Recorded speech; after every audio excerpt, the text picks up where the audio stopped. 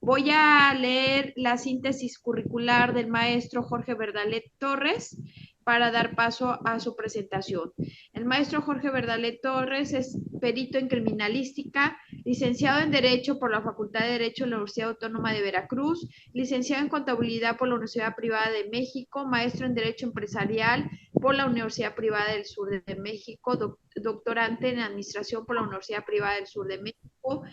Se ha desempeñado como abogado del Fisco en la Secretaría de Hacienda y Crédito Público, como jefe del área de Hacienda en la Secretaría de Crédito Público, jefe de la Oficina Federal de Hacienda también, 042, abogado hacendario en el SAT, subadministrador 2 de asistencia al contribuyente en el sistema de administración.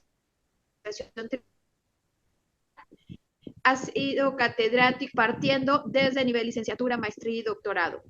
Él es asesor jurídico fiscalista de diversas empresas privadas en la República Mexicana como en el estado de Chiapas.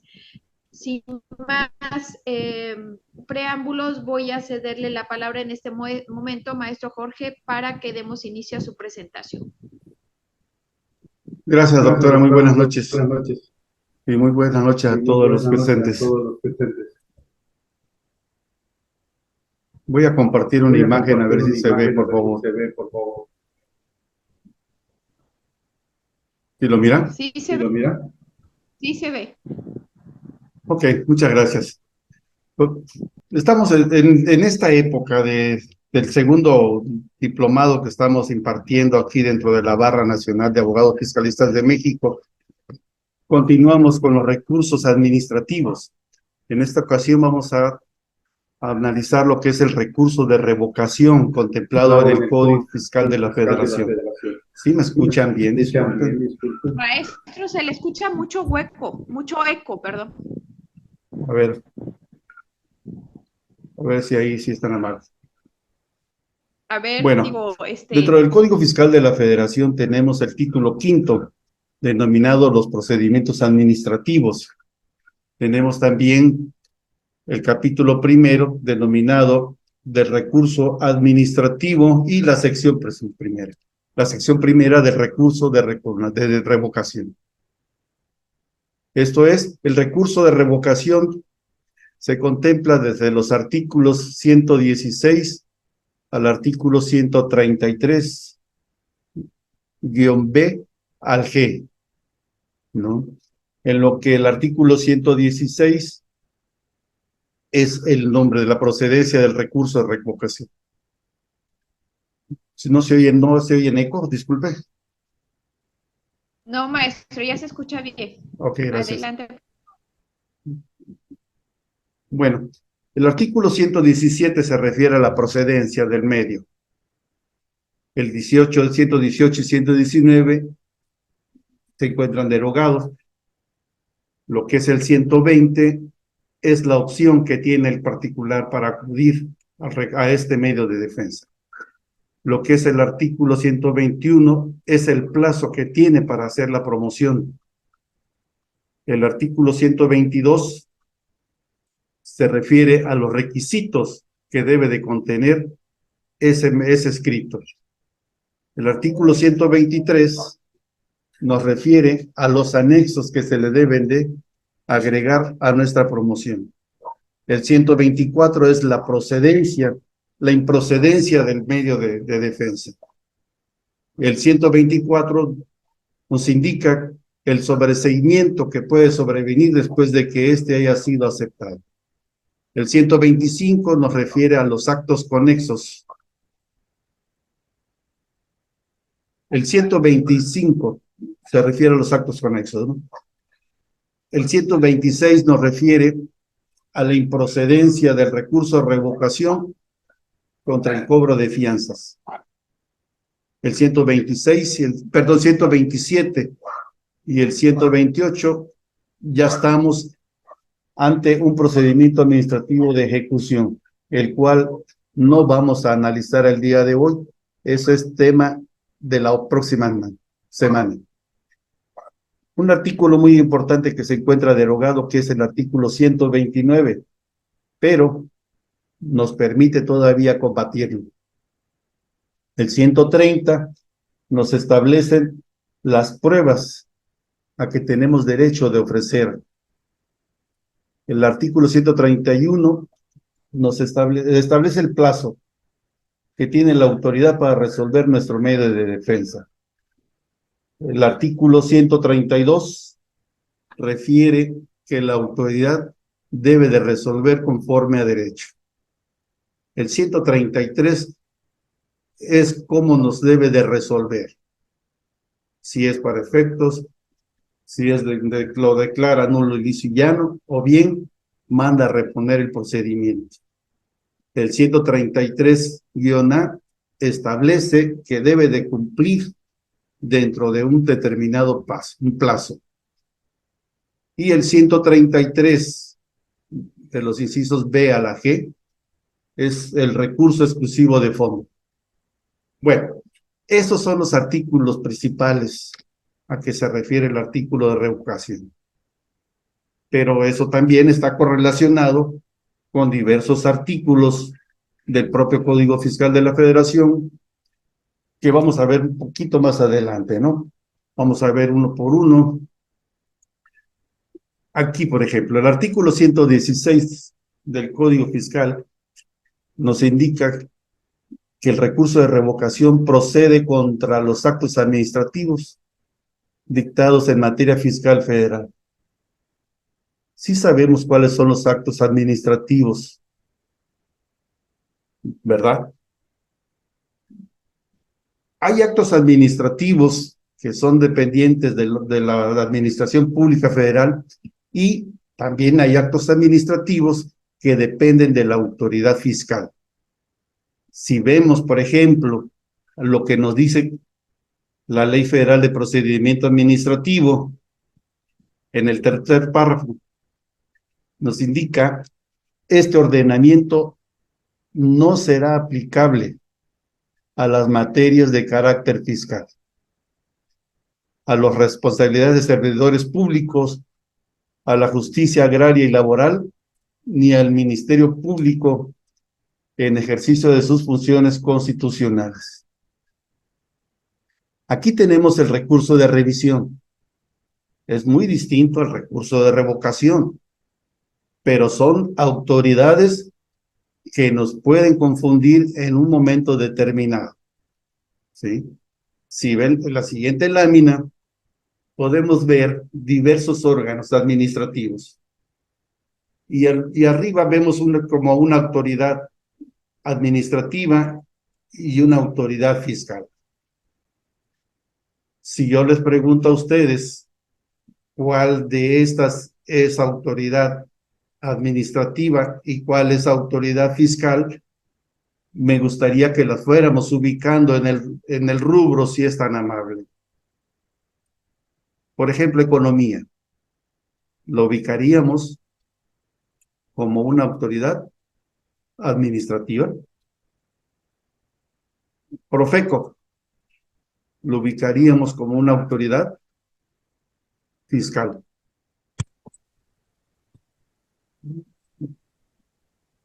¿Dónde estás? Ahí estás. La Secretaría de Salud. Lo ubicaríamos como una autoridad administrativa. El Sistema de Administración Tributaria. Como una autoridad fiscal. Conagua. Lo ubicaríamos como una autoridad fiscal. El IMSS lo ubicaríamos como una autoridad fiscal. Turismo lo ubicaríamos como una autoridad administrativa. Profepa lo ubicamos aquí como autoridad administrativa. Gobernación lo ubicamos como autoridad administrativa. Infonavit como una autoridad fiscal. Educación como una autoridad administrativo.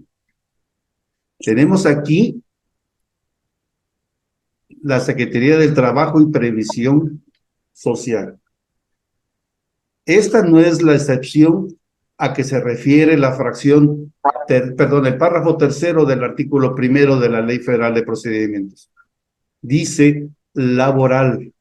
Luego, entonces, nos está remitiendo a la Ley Federal del Trabajo, no a las actividades que realice la propia Secretaría dentro de sus funciones de verificación a los patrones o a los centros de trabajo. ¿Sí? Esto es un acto administrativo. Entonces, distingamos, ¿no? O distinguimos cuáles son las autoridades fiscales y cuáles serían las autoridades administrativas contra las cuales vamos a proceder en materia de recurso de revisión y contra cuales podemos acudir de acuerdo a sus propias leyes, ¿no? El recurso de inconformidad, también entramos en recurso de revocación de acuerdo al procedimiento administrativo de ejecución, ¿no? También las multas que emite la Profeco, también en el procedimiento administrativo, derechos a lo que se refiere con agua, ¿no? Ahora veamos lo que es la PRODECON. La PRODECON nos dice que tiene competencia para conocer de cualquier acto de autoridad fiscal federal que sea emitido por el SAT, el IMSS, el Infonavit, el ISSSTE, CONAGUA, Profeco y 32 autoridades fiscales coordinadas de las entidades federativas. Aquí nos aparece una autoridad más que no la vimos, ¿no? Es el ISSSTE. Pero están 32 autoridades coordinadas que vienen siendo los estados de la República, es decir, el estado en base al convenio de colaboración administrativa que tiene firmado a través de la Secretaría de Hacienda y Crédito Público y las entidades, ¿no? Para efectos de que conozcan de los impuestos al valor agregado y del impuesto sobre la renta, sobre los contribuyentes de sus competencias en la entidad. Entonces, pueden revisar, verificar y liquidar, determinar contribuciones a esos contribuyentes. La Ley de Coordinación Fiscal, dentro del artículo 13, si no mal no recuerdo, establece que estas autoridades actúan como autoridades federales y como tal se deben de sujetar a las leyes federales. No pueden utilizar las leyes, sus propias leyes estatales. Tienen que sujetarse a lo que establecen las leyes federales. ¿Sí? ¿No? Y ese ha sido un pleito, ¿no? Porque, por ejemplo, los estados no se van de vacaciones dentro de los periodos de agosto, septiembre, pero nos rechazaban, nos desechaban los recursos porque decían que ellos sí trabajaban, pero no, hasta que entendieron que deben de respetar. Bueno, continuamos entonces. El artículo 7, bueno, aquí, lo que vimos hace un momento en relación a la competencia de la PRODECON para efecto de las autoridades federales fue únicamente para que conozcamos cuáles son las entidades fiscales y cuáles son los órganos administrativos, ¿no? Nada más para eso, pues, para que cuando nos tengamos un acto administrativo que tengamos que combatir, el mismo órgano, la misma resolución nos indica, ¿no? Nos indica a qué se refiere, ¿no? Y hay un párrafo que debe de contener la opción que tiene el contribuyente de impugnarlo y ante a qué autoridad, ¿no? El Código Fiscal no lo establece, pero la ley federal establece que si no lo establece, nos otorga un plazo doble, ¿no? Pero sí es obligación que tengan que indicar ante qué autoridad podemos acudir nosotros para combatir ese acto, ¿no? Principalmente aquel, como lo estábamos viendo aquí en este artículo, en cuando nos dice que por principio debemos de proceder nosotros en contra de quién, en contra de los actos de quien lo emite, lo ordena, ejecuta o cobra. O cobra, discúlpeme, pero es que tengo un eco que me rebota. Bueno, entonces continuamos con esto, ¿no? Las resoluciones del artículo, perdón, las resoluciones definitivas dictadas por las autoridades fiscales federales procederá, dice, contra las que determinen contribuciones, accesorios o aprovechamientos.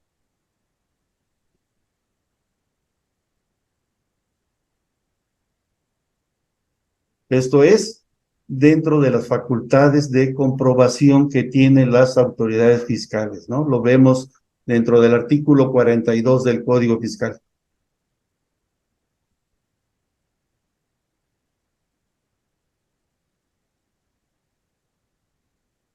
Disculpen que les vuelva yo a preguntar nuevamente. ¿Me escuchan bien?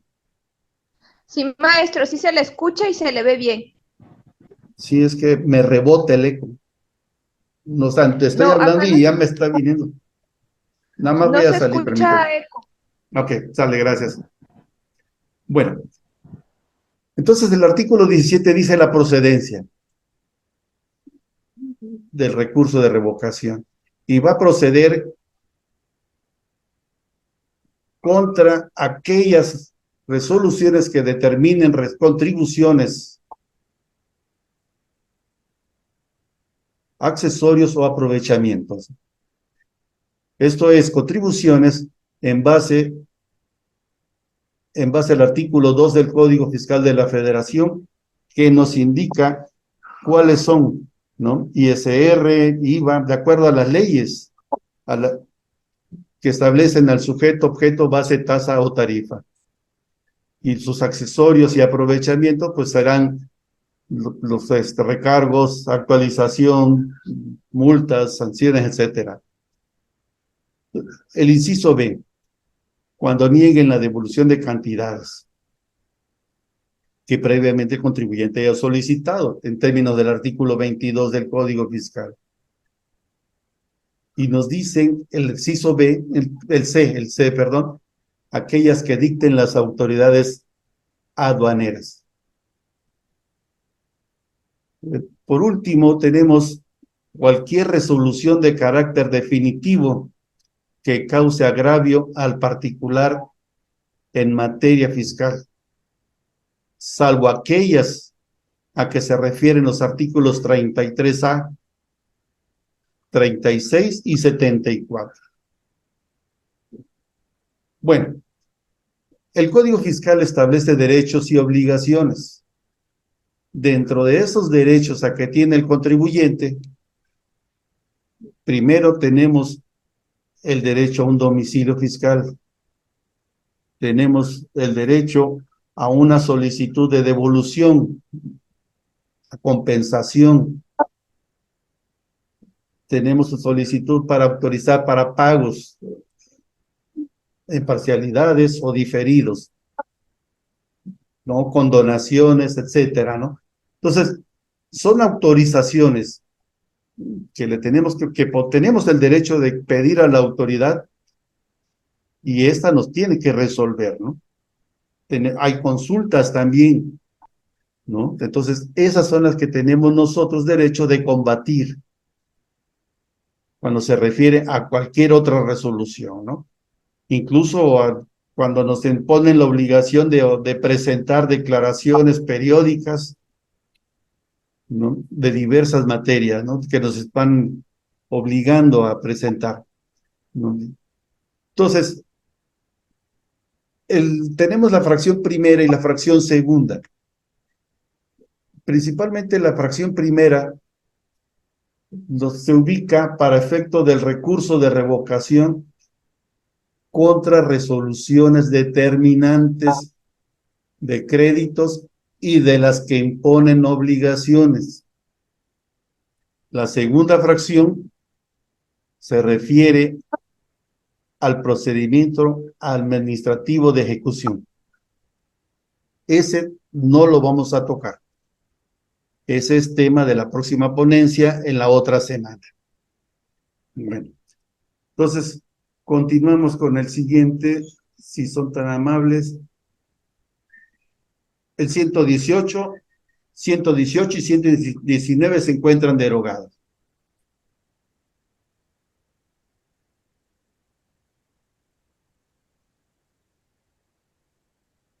El 120 nos establece la opción que tiene el contribuyente para acudir ante el Tribunal Fiscal de la Federación o ante el recurso de revocación, ante la misma autoridad que emitió la resolución administrativa. Aquí hay un párrafo al final que nos indica y que está vigente, que cuando un recurso se interponga ante una autoridad fiscal incompetente, esta lo debe de turnar a la autoridad competente. Bueno, vemos aquí que el artículo 121, el 121 nos indica que el recurso se debe de presentar a través del buzón tributario.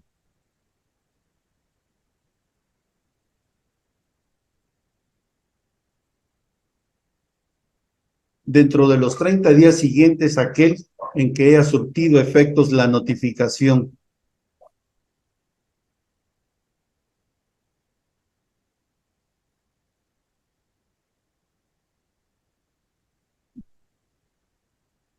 Bueno, este bendito eco que me está. Entonces tenemos la obligación necesariamente que se tiene que presentar por vía de buzón, ¿no? Aquí tenemos un problema, con los contribuyentes, aquellos que no tienen obligación de inscribirse al Registro Federal de Contribuyentes.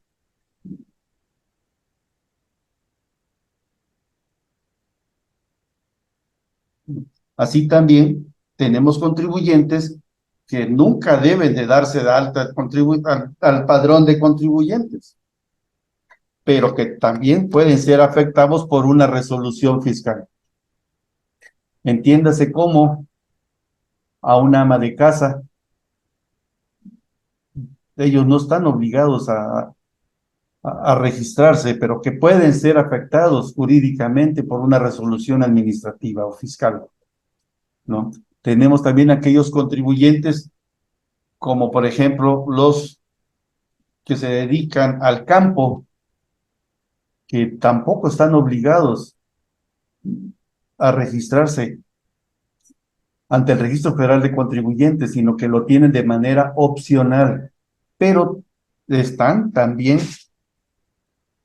pueden ser afectados en sus intereses, ¿no? A lo que voy a lo siguiente, no todas las personas son contribuyentes, no todos tienen la obligación de tener la firma electrónica. Y aún aquellos que tenemos la obligación de tener la firma electrónica, no todos tenemos la fortuna de poder obtenerla de manera inmediata, ¿no? Esto es, Por ejemplo, podemos tener hasta 6 meses para poder obtener una cita ante el SAT para obtener una firma electrónica y aquí nos están dando un plazo de 30 días para interponerla, ¿no?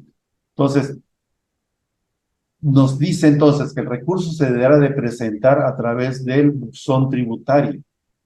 Si no tenemos el buzón, ¿sí se cortó? No. Entonces, si no tenemos el buzón, tenemos que buscar la forma de cómo hacer llegar nuestro escrito ante la autoridad fiscal, ¿sí? O sea, no necesariamente tiene que ser buzón a través de buzón, ¿sí? Es decir, tenemos que buscar la forma en cómo ubicarnos dentro de una excepción para efecto de que no nos ubiquemos en un buzón tributario.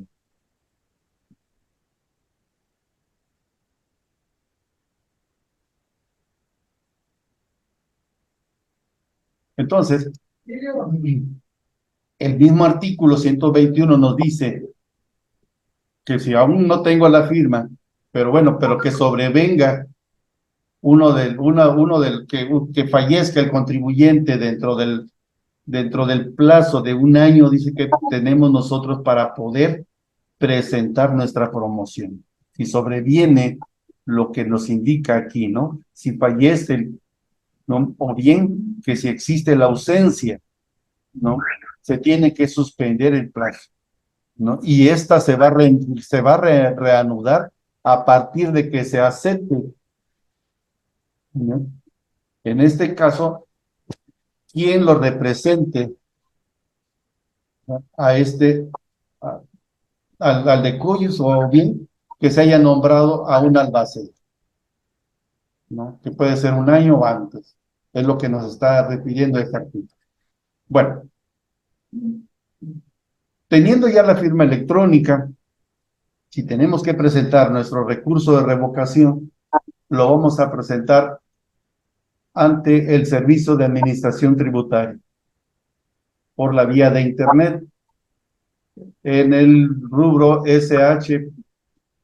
Secretaría de Hacienda, perdón, Servicio de Administración Tributaria.gov.mx o lo que es sat.gov.mx. Nos ubicamos e iniciamos con nuestro trámite, ¿no? Y aquí nos dice cuándo se presenta. Dice que por regla general dentro de los 30 días.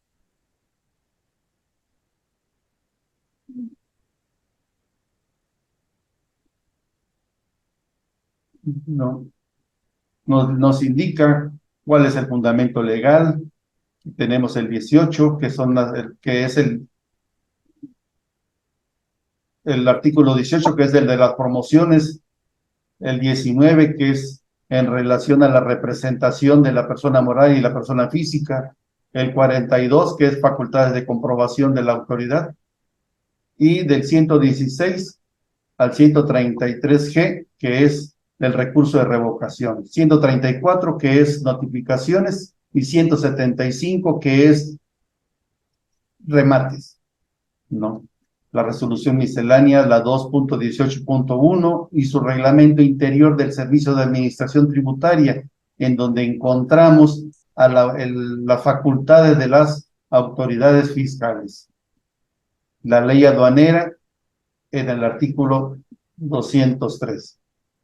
Le damos clic en iniciar y nos va a pedir que nos ubiquemos con la firma electrónica. Una vez que le demos aquí, vamos a buscar uno de los que dice presenta el recurso de revocación contra actos o resoluciones emitidas por la autoridad.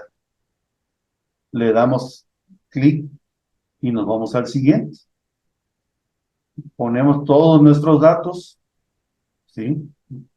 Buscamos a qué autoridad se la vamos a mandar, ¿no? Por ejemplo, aquí tenemos al Seguro Social, tenemos al ISSSTE, ¿no?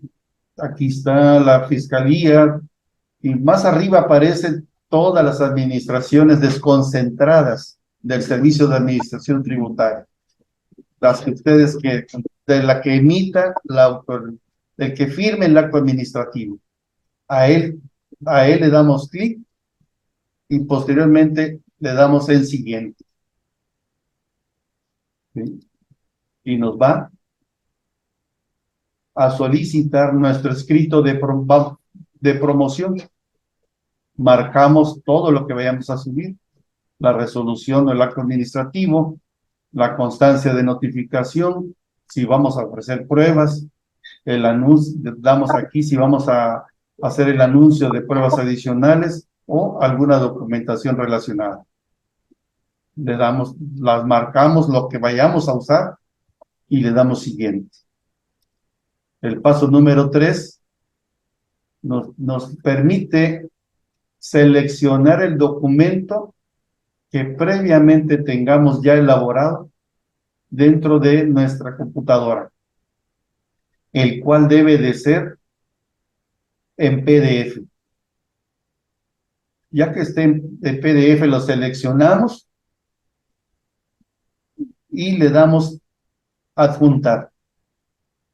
Y así vamos repitiendo uno a uno de lo que vamos a adjuntar. Le damos siguiente y nos remite al cuarto paso, en donde nos pide nuevamente la firma electrónica.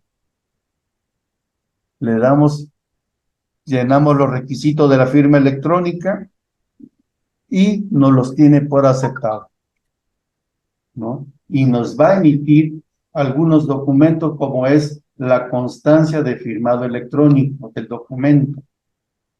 Esto es, que ya lo aceptó. Así como también un acuse del recibo de la promoción. Por ejemplo, yo lo presenté el 31 de agosto del 2003. ¿Sí?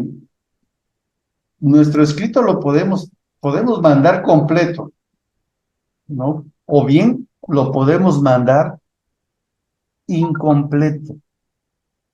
Esto es, el artículo 123 del código, perdón, el artículo 122 del código nos dice cuáles son los requisitos que debe de contener. Y nos pide que la resolución o el acto que se impugna. Y dentro de su escrito debemos de manifestar los agravios que nos cause esa resolución o el acto impugnado. Así como también debemos de ofrecer las pruebas y los hechos controvertidos, ¿no? Entonces, mandamos nuestro escrito.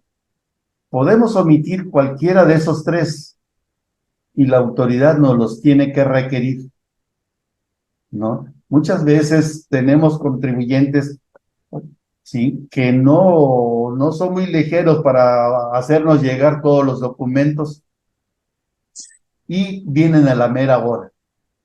Nos da esa posibilidad de que nosotros lo presentemos y nos da un plazo adicional de 10 días, 15 días aproximadamente, ¿no?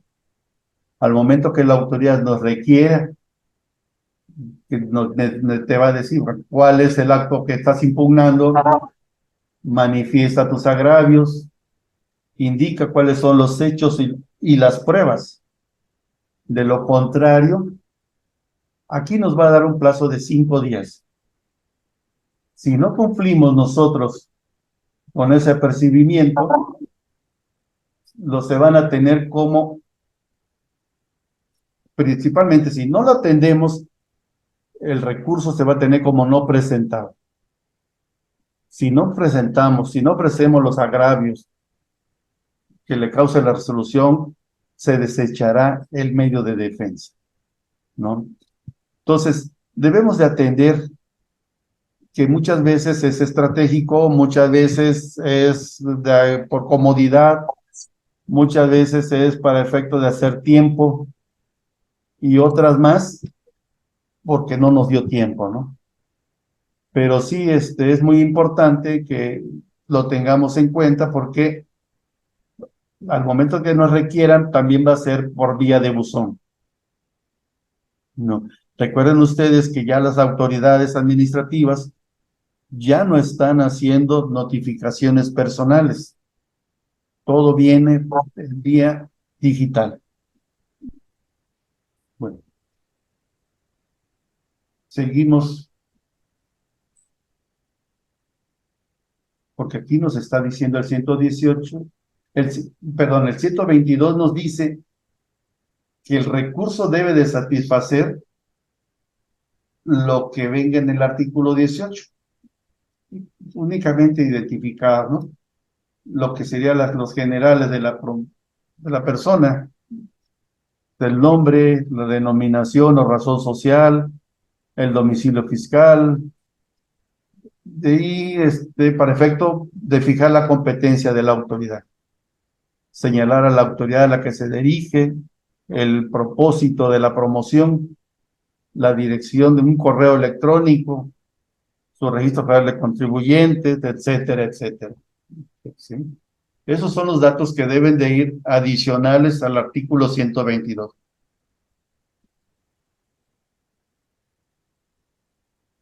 Bueno, el artículo 123 nos indica qué documentos se debe de acompañar a nuestro escrito, a esta promoción,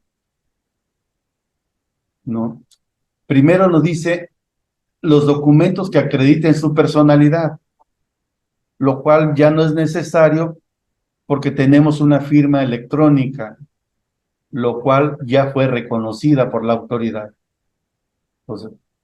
Entonces ya no lo firmamos autógrafamente de puño y letra, pero tampoco tenemos que acompañar nuestra promoción, una acta constitutiva de la empresa o un poder, etcétera, ¿no?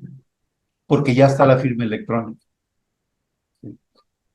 Segundo, el documento, perdón, ¿alguien habló?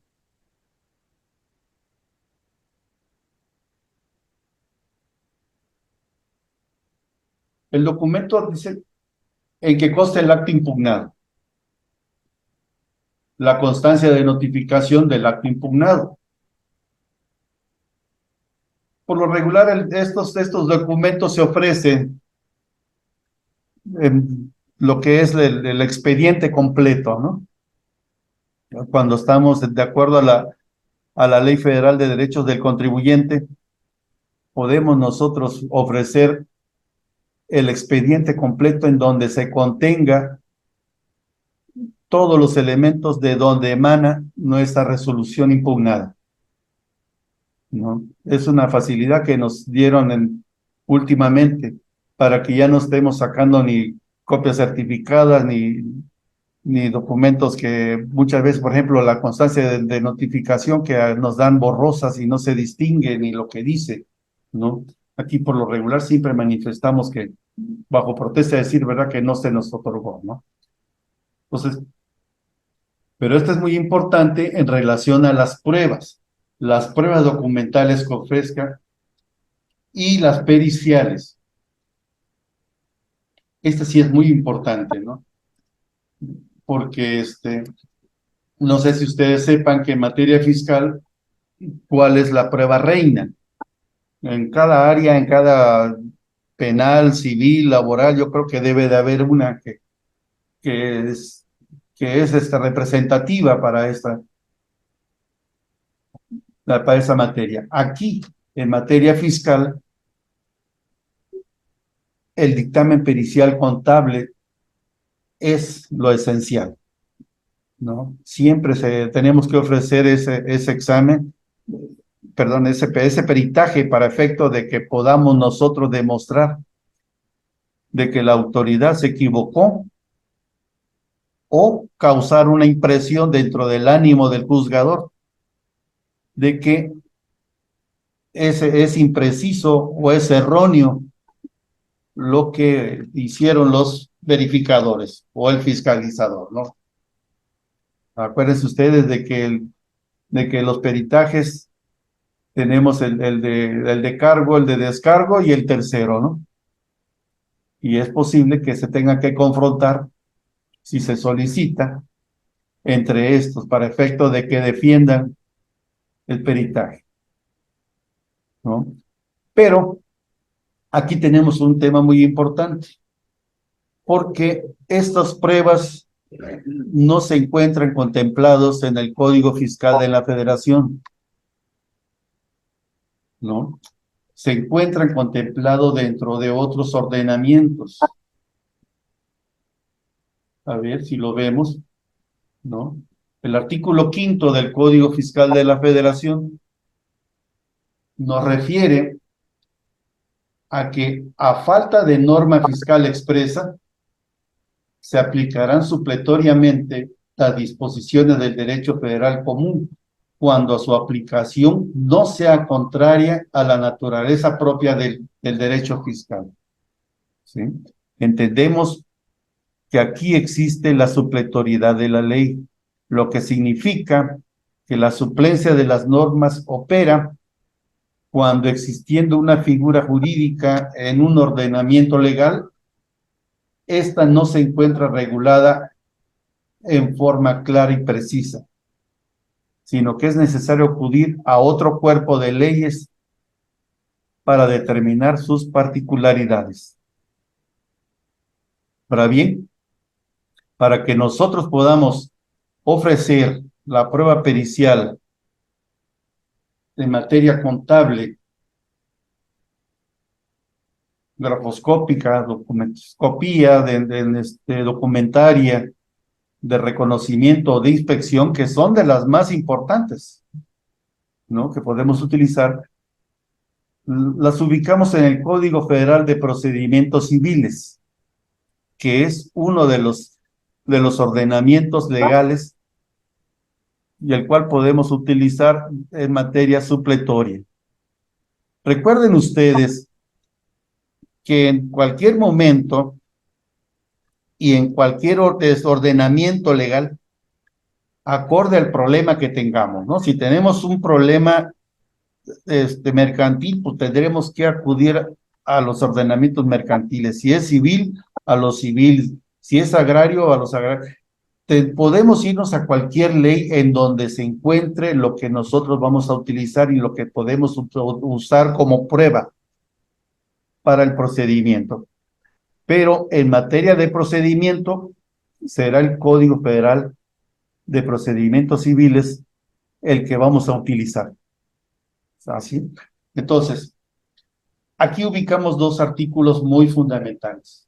Uno para la ley, que dice que el artículo 79, para conocer la verdad, puede el juzgador valerse de cualquier persona, sea parte o tercero, y de cualquier cosa o documento, ya sea que pertenezca a las partes o a un tercero, ¿no? Y el artículo 81, este es muy importante, porque siempre nos los van a echar en cara cada vez que estemos promoviendo, que estemos haciendo promoviendo promociones ante las autoridades, cuando nos indiquen que el actor debe de probar los hechos constitutivos de su acción, ¿no? Entonces, si nosotros demostramos los hechos de nuestra acción, pues nos van a hacer caso, ¿no? Tenemos nosotros siempre que tomar en cuenta estas pruebas. Aquí tenemos también, por ejemplo, para efecto de las periciales, lo vemos de los artículos 143 al 160 del Código Federal de Procedimientos Civiles. Así también tenemos uno que es muy, muy importante,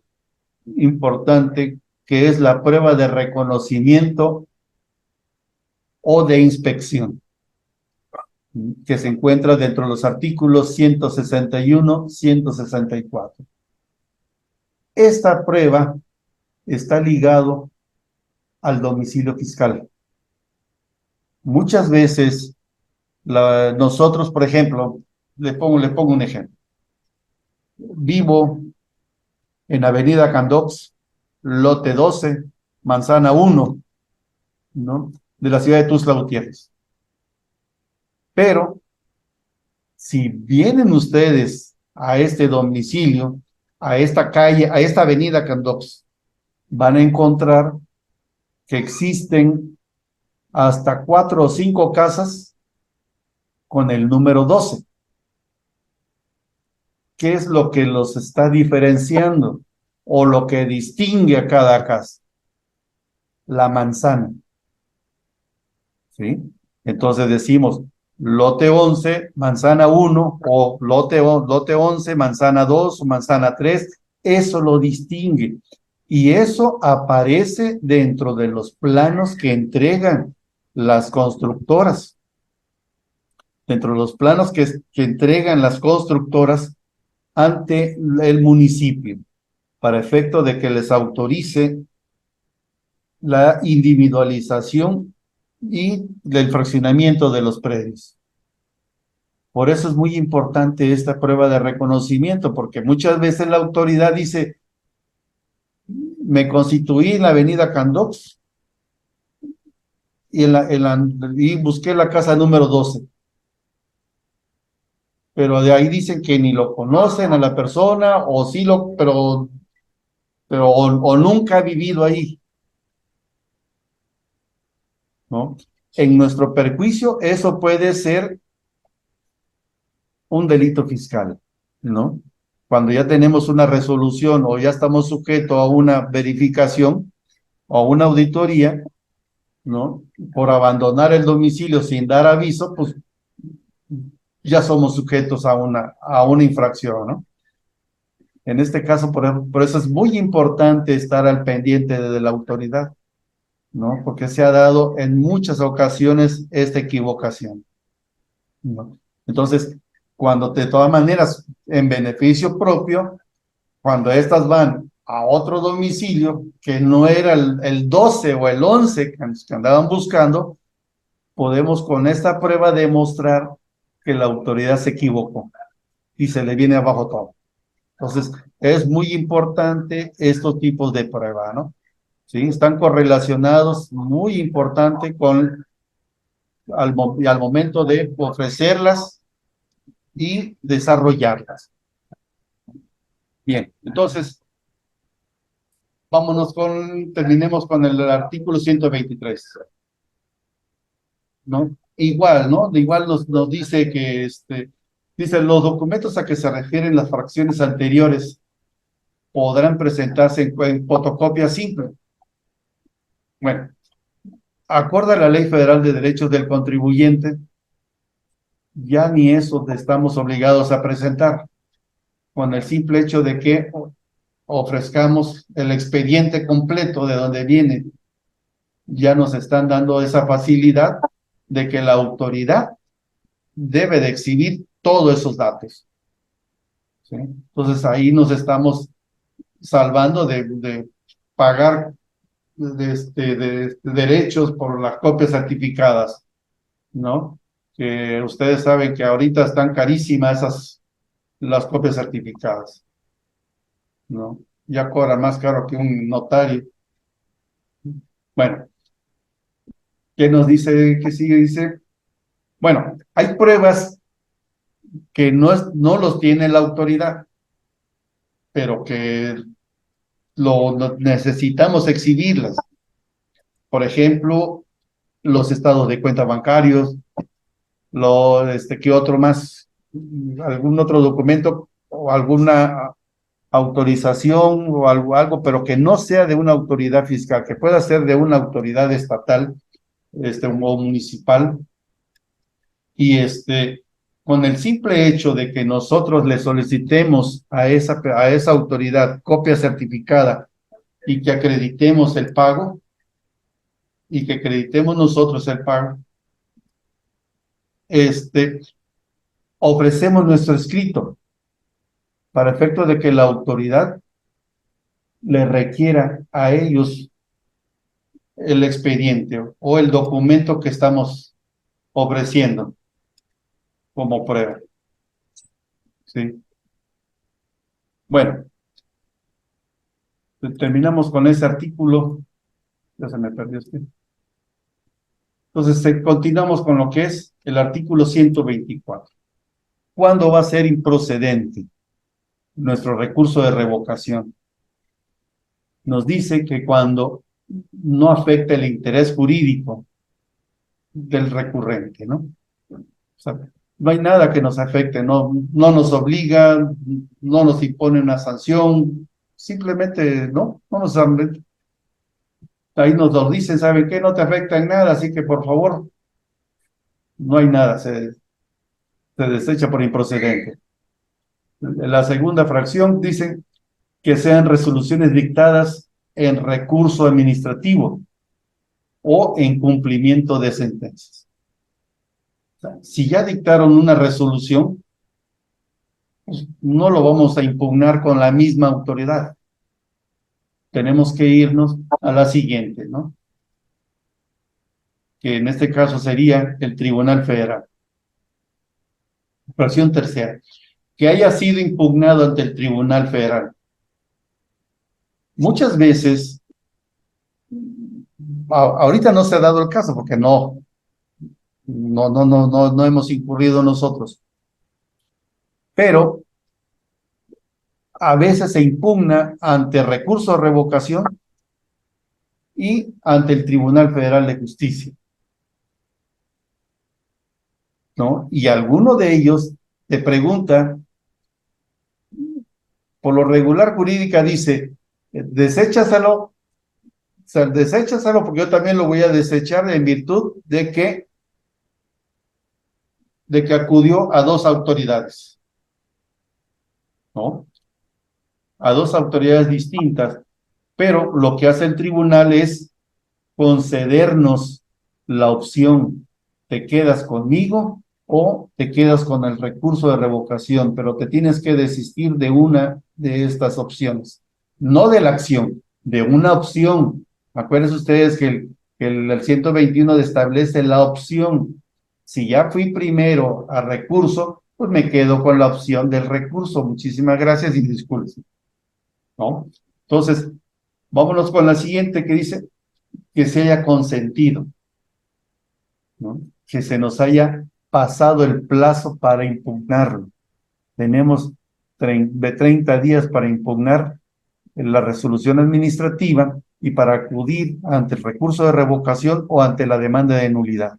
Si no lo hicimos y tampoco estamos impugnando la notificación para efecto de que podamos estar en plazo, se nos va a desechar por improcedente. La siguiente fracción dice que sean conexos a otro que ya haya sido impugnado. Entonces, si viene una resolución con otra que ya fue confirmada, pues no podemos estar creando actos de impugnación en cada momento, ¿no? Ya no va a proceder. Lo mismo que nos se refiere la fracción séptima, dice si son revocados. Si ya fue revocado por la autoridad, ¿qué le vamos a hacer? Si ya está, ya no nos causa ningún perjuicio. La fracción 8 dice que hayan sido dictados por la autoridad administrativa en un procedimiento de resolución de controversias. Bueno, esto es para efectos del tratado de doble tributación. Dice la fracción 9 que sean resoluciones dictadas por autoridades extranjeras, también, ¿no? Para efecto de la asistencia mutua de cobra de México. Esto es doble tributación, ¿no? No se dan aquí, únicamente se dan en la Ciudad de México.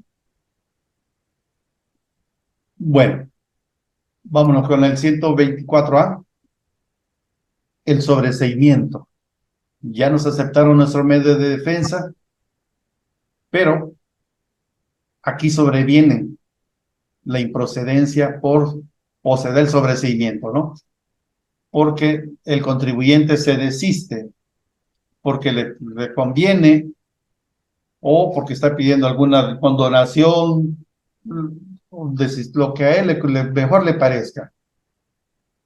La fracción segunda dice, cuando durante el procedimiento en que se substancie el recurso administrativo, sobrevenga alguna de las causas de improcedencia.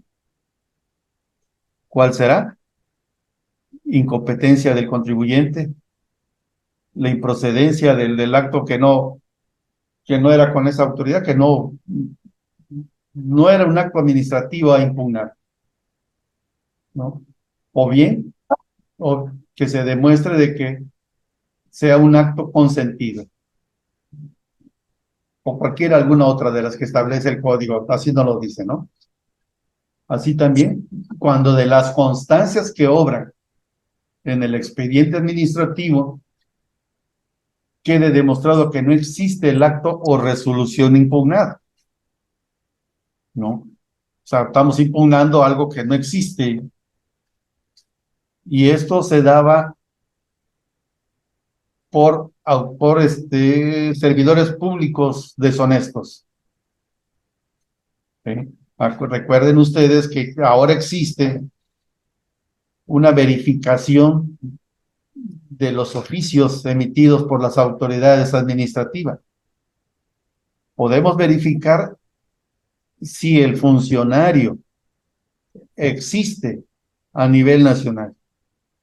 Podemos verificar el oficio si fue expedido por una autoridad. Entonces, ya no es tan fácil que nos puedan engañar, ¿no? A menos de que ignoremos eso y podamos nosotros caer en una trampa. El siguiente dice, cuando haya cesado los efectos del acto o la resolución impugnada. Tenemos dentro del Código Fiscal, por ejemplo, embargos en la vía de precautoria, ¿no? Es decir, a veces la autoridad fiscal ejerce una facultad de embargarnos bienes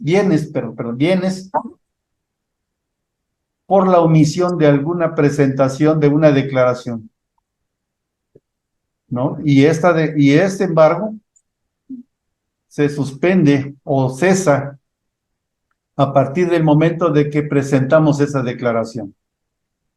¿Sí? Así de sencillo, sin que exista resolución alguna, ¿no? Entonces eso lo vemos dentro del Código Fiscal.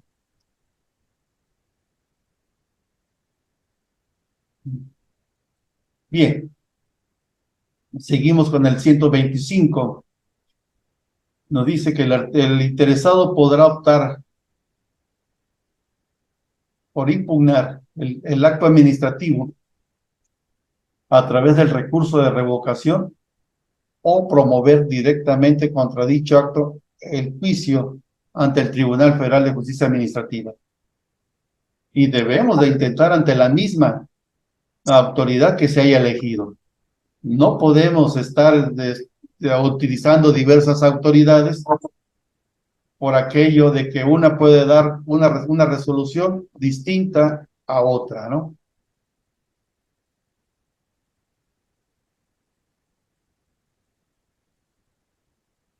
Sí. Eso es lo que debemos de entender para efecto de no caer en controversias entre las autoridades.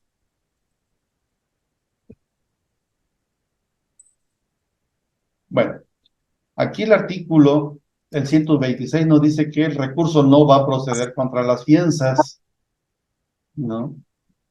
Tenemos el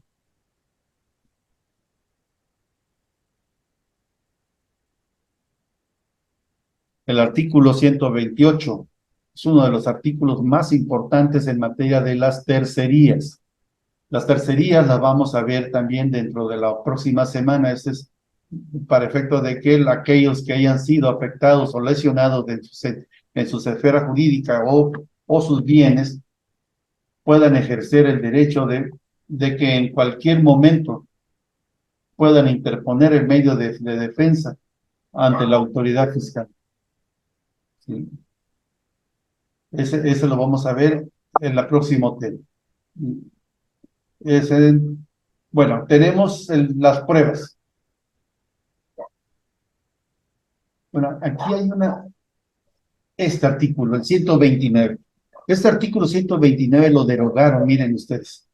Lo derogaron, pero funciona y existe todavía, ¿no? Aunque la autoridad no lo quiera, pero existe. ¿Qué decía el 129? La impugnación de las notificaciones y nos daba la opción de que el contribuyente pudiera impugnar una notificación fiscal cuando la misma considere que fue ilegal. Y habían dos fracciones. La fracción primera, que decía que el contribuyente puede darse por conocido de una resolución, ¿sí? Cuando el contribuyente se dé por conocido, y la otra cuando lo desconozca. Y si lo desconoce, la autoridad estaba obligado a enseñar esa resolución, ¿sí? Recuerden ustedes que si bien lo anularon, derogaron este artículo, pero existe el artículo 68 del Código Fiscal que establece la presunción de legalidad de las actuaciones de la autoridad, ¿sí? Nos dice todos los actos administrativos o todos los actos fiscales son legales, salvo que el contribuyente lo niegue en forma lisa y llana, la autoridad debe de demostrarlo, ¿sí? La carga de la prueba le corresponde a la autoridad, ¿no? Es decir, si yo niego que tú me notificaste un acto, me lo tiene que demostrar. Y al momento que él nos está enseñando esa resolución, perdón, o esa notificación, en ese momento lo estamos impugnando, ¿sí? Ya nos estamos dando por conocido. A partir de hoy vengo y todo lo que haya sucedido a partir de atrás es ilegal, ¿sí? Por un aparente estado de derecho, ¿sí? Eso es lo que debemos de tener en cuenta. ¿Por qué? Porque aun cuando no se indique, podemos ofrecerlo, ¿sí? A ver, el artículo 38 del Código Fiscal está vigente, ¿sí? El 38 y el que es correlativo con el artículo 16 constitucional y el 14 constitucional, pues, que otorgan las garantías de legalidad y seguridad jurídica para todos los contribuyentes, ¿no? Entonces aquí debemos de tomar en cuenta que esos dos artículos, el 38, el 68, son muy importantes y en todo momento debe de ser de especial pronunciamiento. Debemos de estarlos analizando y ofreciendo en cualquier momento de cualquier etapa de nuestros agravios, ¿no? Entonces seguimos. Dice que en el recurso de revocación se admitirá toda clase de pruebas, excepto la testimonial y la confesional de las autoridades, mediante la absolución de posiciones. Pero no se considera como tal la solicitud de petición de informes, ¿no? Dime qué tienes a mi nombre, dime a dónde fuiste a notificar, ¿no? ¿Quién te recibió? O sea, ¿no? Tiene que hacerse. Todas esas peticiones son válidas, pero lo que no se permite es la testimonial ni la confesional. Así que hasta el Tribunal Fiscal no los ha desechado, ¿no? Yo ya me he ido al amparo y también nos ha confirmado, ¿no? Entonces, nos establece también las pruebas supervenientes, siempre y cuando no se haya dictado ninguna resolución del recurso, ¿no? Bueno, dice, aquí hay una anunciación de las pruebas. Podemos anunciar pruebas, dice, ¿no? El Código Fiscal. Tenemos un plazo de 15 días para ofrecerla. ¿Cuál es la que tenemos que presentar? Bueno, pues la pericial, ¿no? Tenemos que buscar quién va a ser nuestro perito, el perito tiene que ir a aceptar el cargo ante la autoridad y tiene que rendir, ¿no?, el dictamen. Pero en materia jurídica, los de la administración desconcentrada, si no la agregamos junto con la promoción, no la aceptan. ¿No? Es una pérdida de tiempo por lo regular con esta gente, ¿no? Por lo regular, si tenemos a alguien allí adentro, pues vamos a tener muy buenas facilidades. Pero cuando no, no, ¿eh? No. ¿Sí? Por lo regular, ustedes saben que este medio de defensa, pues, como lo dije al principio, ¿no? Es por estrategia, por conveniencia, ¿no? Porque tenemos que conocer algunos elementos, algunos documentos, o necesitamos tiempo para prepararnos para la demanda de nulidad, ¿no? El resultado ya lo conocemos, cómo va a venir o cómo puede venir, ¿no? Entonces, nos dice también que la autoridad que conozca del recurso para un mejor conocimiento de los hechos controvertidos podrá acordar la exhibición de cualquier documento. Es lo que veíamos con la suplencia de la ley, ¿no? Igual harán prueba plena. Lo mismo que se refieren los artículos 199 y 200 del Código Federal de Procedimientos Civiles, dice que hace prueba plena en contra de quien lo diga, ¿no? Y se establece. Muchas veces nosotros lo utilizamos en contra de las propias autoridades porque consta en escrito. Y ellos a su vez nos los ponen en nuestra contra cuando hacemos escritos dirigidos a la autoridad, ¿no? Por eso a veces cuando nos orientan a su conveniencia, ¿no? Y ahí vamos y firmamos y cuando nos queremos inconformar, nos sacan esos escritos en nuestra contra. Entonces aquí hay que tener mucho cuidado, ¿no? Entonces nos dice, hará prueba plena la confesión expresa del recurrente, las presunciones legales que no admitan prueba en contrario, así como los hechos legalmente afirmados por la autoridad en documentos públicos. Aquí fíjense ustedes, a veces hemos cambiado de domicilio fiscal. Estoy en Chiapas, me fui a Oaxaca o a Puebla. Y llego a Oaxaca, doy aviso a la administración de Oaxaca o la de Puebla, van a mi domicilio, me verifican, me dejan una constancia, omito la presentación de una declaración para que ellos me requieran un documento, ¿no? Y le doy contestación, ¿sí? ¿Quién me requirió? La entidad de Oaxaca o de Puebla. Ya le di contestación, ¿sí? Aquí hay una prueba plena, que si la de Chiapas, de donde salí, no me quiere reconocer o no me quiere dejar ¿por qué? Porque posiblemente iba yo a ser sujeto a una verificación o a una auditoría, ¿sí?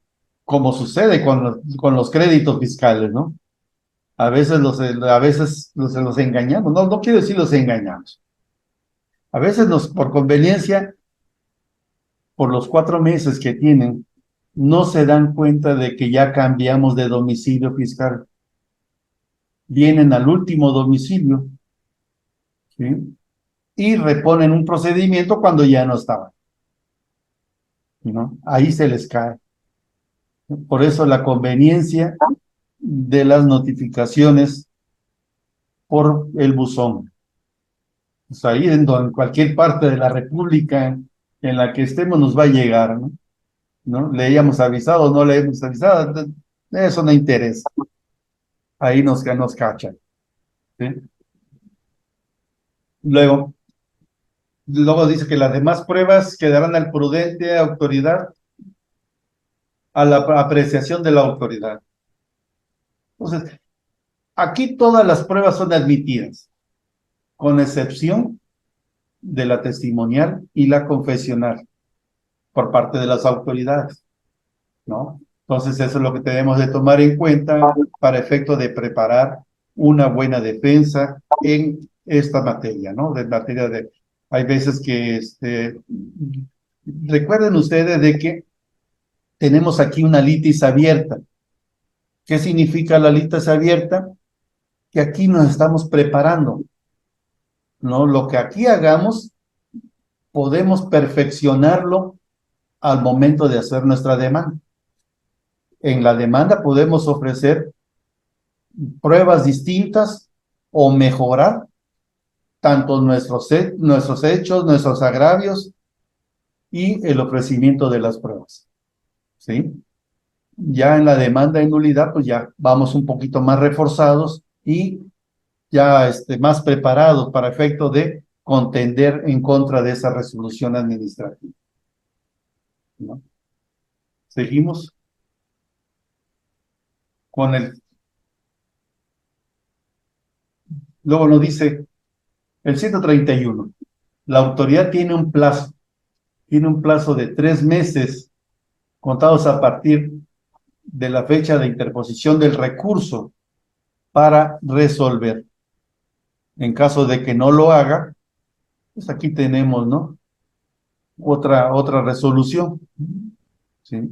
Que es la negativa ficta, ¿no? La cual podemos esperar o bien podemos impugnarla, ¿no? Pero pues para que no se enojen es preferible esperarnos otro ratito más, ¿no? ¿No? O mandarles un recordatorio, oye, ¿por qué no me has contestado? Es más fácil que hacer una demanda y luego volver a impugnar cuando venga la web. No, no nos beneficia, realmente no nos beneficia. Es preferible esperar a que venga la que es. Al menos esa es mi apreciación.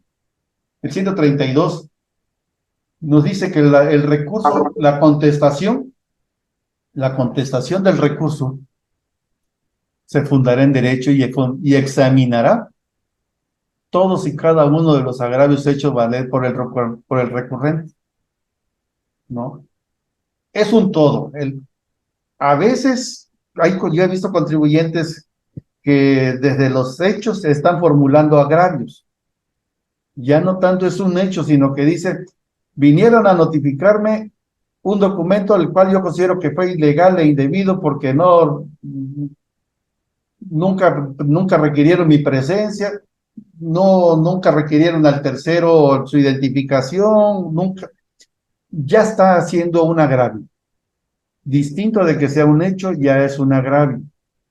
Aparte, los agravios que esté haciendo, pueden ser distintos, pero se tiene que tomar como un todo. No solamente esencialmente el que diga, estos son hechos y estos son agravios, no, es un todo. Eso es lo que debe de examinar la autoridad. Y cualquiera de ellos debe de tomarlo como en cuenta para efecto de declarar o la nulidad del acto impugnado o confirmarlo, ¿no? ¿Sí? Por eso nos dice que se deberá de fundar y motivar, porque también debe de hacerlo. En derecho, todos y cada uno de los agravios hechos valer por el recurrente, ¿no? Aquí hay un acto, ¿no? Una suplencia. A veces estamos hablando de que en términos un artículo X. Cuando yo digo que el acto impugnado es ilegal porque carece de la debida fundamentación y motivación a que se refiere el artículo 18 del Código Fiscal, ¿no? Aquí existe un error. El error fue el 18, no lo dice el 18, pero sí lo dice el 38 del Código Fiscal. Entonces, aquí nos dice, perdón, ¿se hablaron? Dice, Adelante, no, adelante, doctor. dice, cuando se advierta, ¿dónde estoy? Dice, perdón, el segundo párrafo del 132. La cita de los preceptos, dice, la autoridad podrá corregir los errores que advierta en la cita de los preceptos que se consideren violados y examinar en su conjunto los agravios. ¿Sí? Aquí es un error. O sea, no, o sea, yo cité que la falta de la debida fundamentación y motivación estaba en el 18, lo cual es incorrecto, ¿no? Debe de ser el 38 en la fracción tercera. Lo importante aquí es que sepan lo que quisieron decir y que eso esté contemplado dentro de un artículo, ¿no?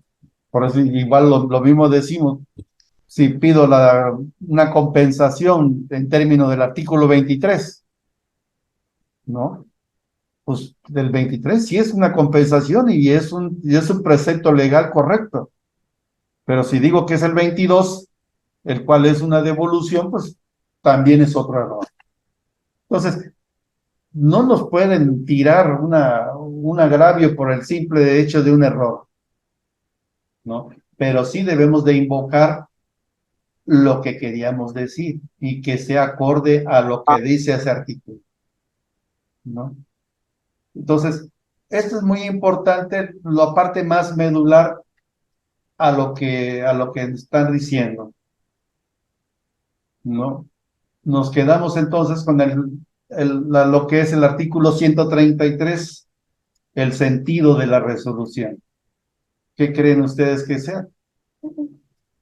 Desecharlo por improcedente, o tenerlo por no interpuesto, o sobreseerlo en su caso. La fracción segunda, lo de siempre, confirmar el acto impugnado, ¿no?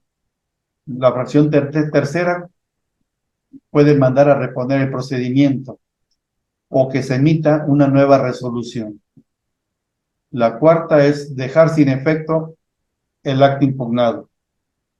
La quinta es modificar el acto impugnado y dictar uno nuevo que lo sustituye. Luego el último párrafo nos dice que cuando se deje sin efecto el acto impugnado por la incompetencia de la autoridad que emitió el acto, la resolución se declarará nula, lisa y llanamente, ¿no? El último párrafo es lo que nos interesa.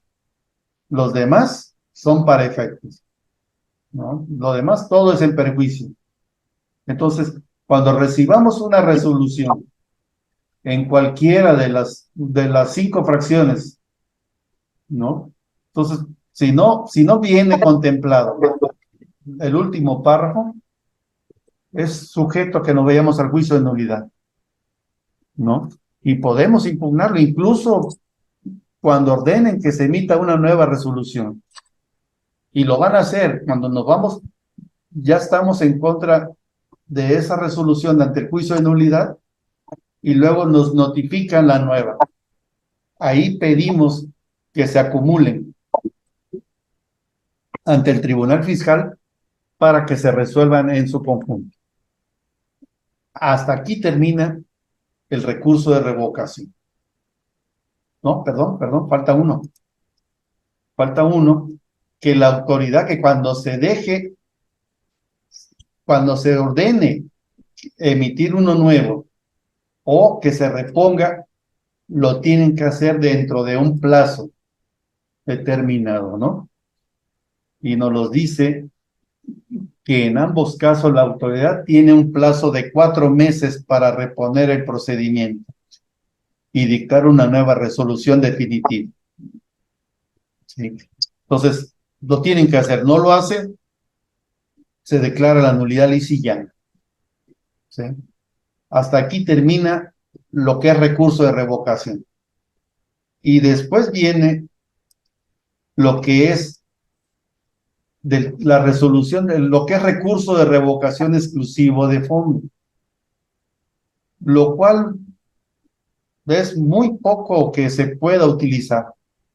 Muy pocas veces lo puede, ¿no?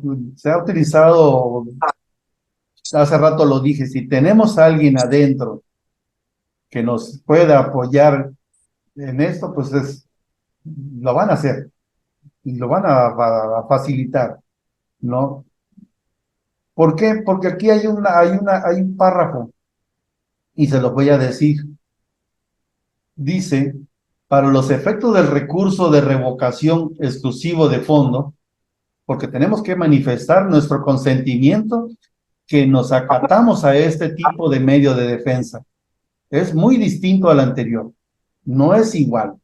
Este es completamente distinto. Aquí no estamos analizando ni verificando que si no me notificaste, si me notificaste, si el visitador, si el actor. No. Aquí es únicamente en lo que se refiere al sujeto, objeto, base, tasa y tarifa. ¿Qué quiere decir esto? Que sea una exacta aplicación de las disposiciones fiscales, ¿sí? Por eso nos dice, para los efectos del recurso de revocación exclusivo de fondo, se entenderá como agravio de fondo aquel que se refiera al sujeto, objeto, base, tasa o tarifa respecto de las contribuciones revisadas que pretendan controvertir conforme a alguno de los siguientes supuestos. ¿Sí? ¿No? Pero ¿qué nos quita? Nos quita a todos. Haga de cuenta que si tenemos un 100%, pero de ese 100% nos quitan el 90% y nos dejan la parte mínima. Nos dice, el promovente solo podrá hacer valer agravios que tengan por objeto resolver exclusivamente sobre el fondo.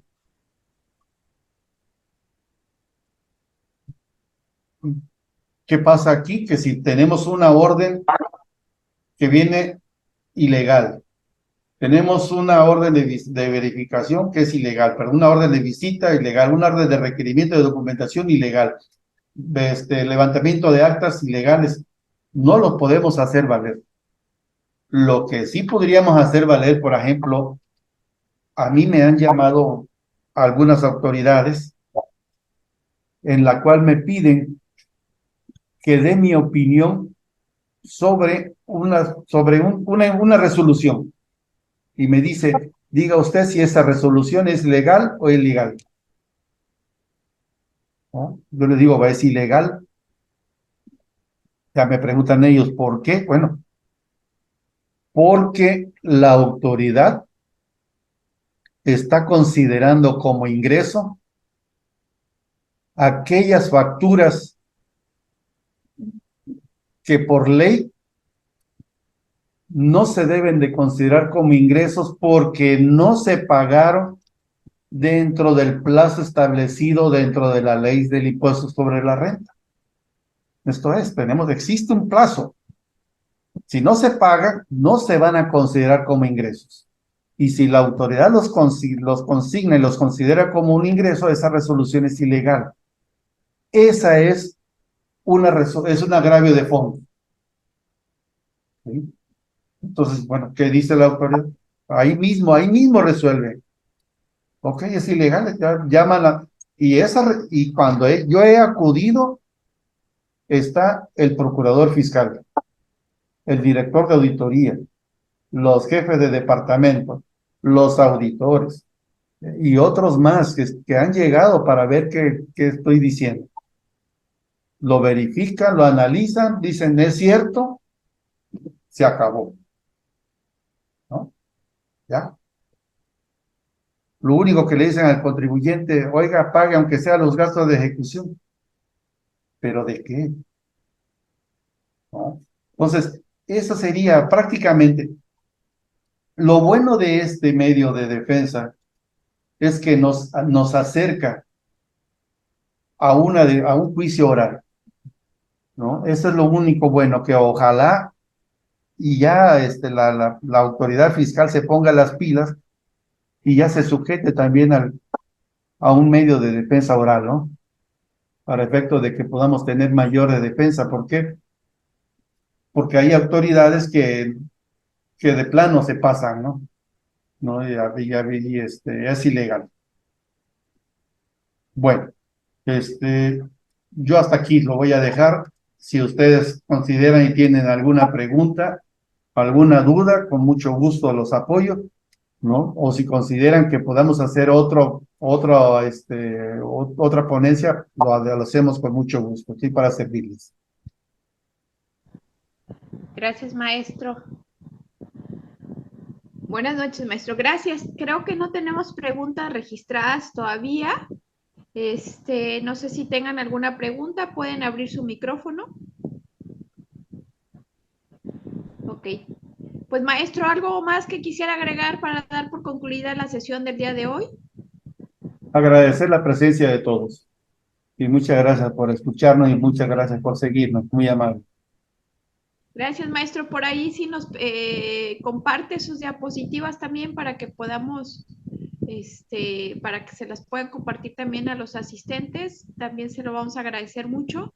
Y bueno, pues agradecemos la presencia de cada uno de ustedes. El próximo miércoles tenemos ponencia, miércoles, jueves y viernes. Recuerden que la de ayer, por cuestiones de salud del ponente, se pasó para el próximo viernes a las 8 de la noche. Es la última semana de este diplomado en Derecho Fiscal, segunda parte. Recuerden también colocar su asistencia en el chat para que pues sea registrado como tal. Les agradecemos mucho y que pasen excelente noche. Hasta luego. Gracias.